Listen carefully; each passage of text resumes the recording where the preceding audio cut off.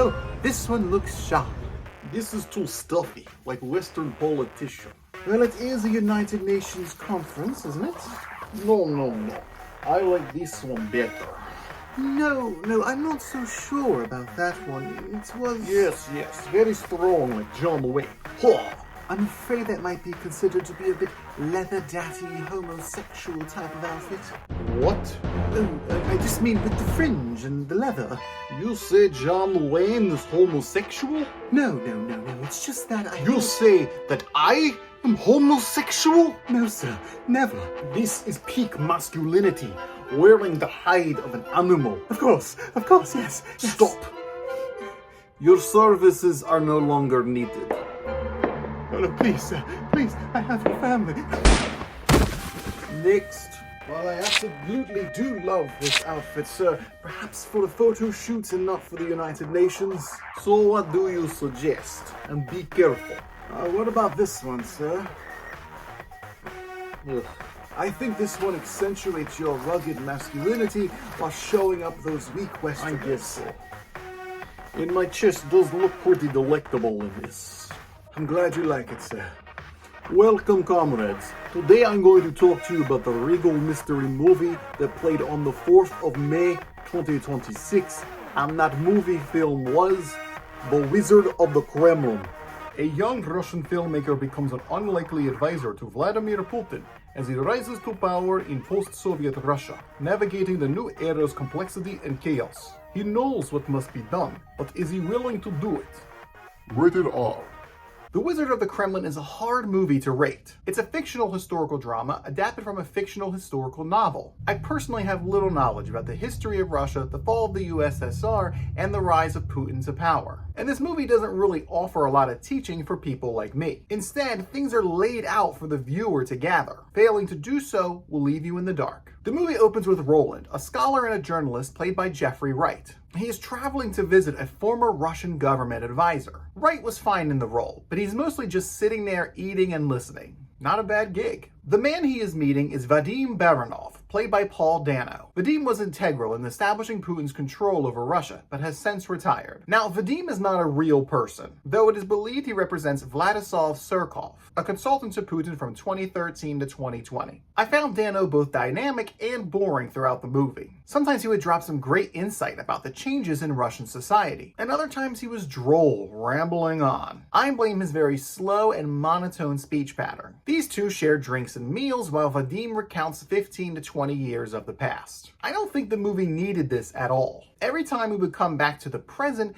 it felt like an unnecessary detour. There would be some light back and forth conversation, and then the flashbacks would begin again. I think the same effect could have been achieved by just having Vadim talk directly to the audience. Vadim's on and off again love interest is Xenia, played by Alicia Vikander. I didn't see any chemistry between these two. Their flirting felt awkward, and their physical interactions were even more perplexing. While their romance is integral to Vadim's story, I wish it was done better. Eventually, we are introduced to Vladimir Vladimirovich Putin, played by Jude Law. Law looked the part to me. He displayed the quiet intensity I was expecting. That is, until he opened his mouth. Law just spoke with his regular voice and his English accent. It completely broke any immersion for me. And this was the case with everyone in the movie. Law, Dano, Vikander, everyone just spoke with whatever accent they were feeling. For a movie that takes place almost exclusively in Russia, it was weird that almost no one had a Russian accent. If that was a stylistic choice by the creators, it was a bad one.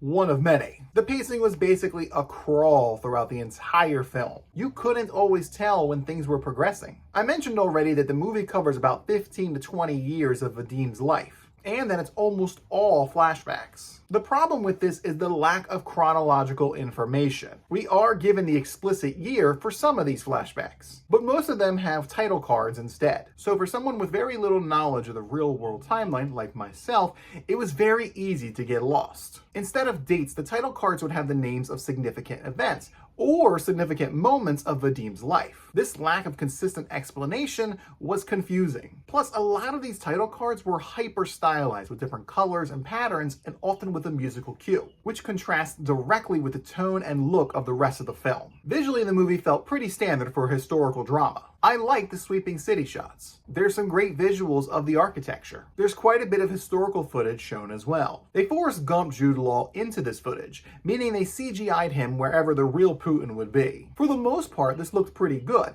but there were a few times that were laughably bad. The worst was a recreation of Putin riding a motorcycle with a biker gang called the Night Wolves. It was nighttime footage with flashing lights and a whole bunch of shadows, so CGIing Jude Law into that was already going to be a difficult task. And he ended up looking like Play-Doh. Other times they would just recreate certain scenes with small little sets, like when Putin was speaking at the 2014 Sochi Olympics. Then there are the things that are not shown. The Wizard of the Kremlin is a dialogue-heavy film, perhaps a little too heavy. There isn't any shorthand here. Everyone talks as if they're giving a monologue on a stage. Every conversation feels laborious, and the characters will just stand around and listen. The audience is often not shown any visual example of what is being referenced. There was a lot of talk about the heinous things Putin was doing, but it gets lost in the conversation. We don't see Putin making these decisions or taking actions to execute them. I think the movie failed to show how ruthless Putin can really be. He lacked the characterization that I was expecting to see. I understand that this is Vadim's story, but Putin plays an integral part in that tale. Some of the film's themes can be hard to grasp to non-history buffs like me. I understood how the influx of Western culture shifted how and what the people valued. As a Westerner, I see how society often values wealth above anything else. But without knowing much about Russian culture, the significance was lost on me a little bit. However, I did pick up on the themes of power and greed. There are obvious parallels being drawn to the current United States government. It's explored why a population may be more drawn to an authoritative government, why they would allow their leaders to break the status quo and bend the laws to their will. Putin cut taxes for the rich, consolidated the news media organizations, and manipulated all future elections. All of this sounds very familiar.